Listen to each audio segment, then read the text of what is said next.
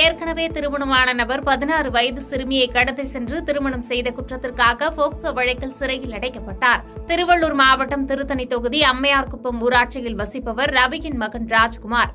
இவருக்கு திருமணமாகி 3 குழந்தைகள் உள்ளது. இந்த நிலையில் இவரது அருகிலுள்ள கிராமத்தை சார்ந்த 16 வயது சிறுமியை காதலிப்பதாக கூறி கடத்தி சென்று பாலியல் வன்கொடுமை செய்து திருமணம் செய்துள்ளார். இதுகுறித்த புகாரின் பேரில் ராஜ்குமாரை ஆர்கேபேட்டை போலீசார் காவல் நிலையத்தில் வைத்து விசாரணை மேற்கொண்டனர். மேலும் குற்றம் உறுதியானதை தொடர்ந்து போக்சோ வழக்கில் கைது செய்யப்பட்டு திருவள்ளூர் மகளிர் நீதிமன்றத்தில் ஆஜர் செய்து நீதிபதி உத்தரவின் பேரில் ராஜ்குமாரை புழல் சிறையில் அடைத்தனர்.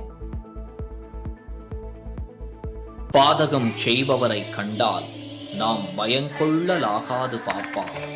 மோதி மிதித்து விடு பாப்பா, அவர் முகத்தில் உமிழ்ந்து விடு பாப்பா. அண்மை செய்திகளை உடனுக்குடன் தெரிந்து கொள்ள இணைந்திருங்கள் இயம்நாடு தொலைக்காட்சியுடன்.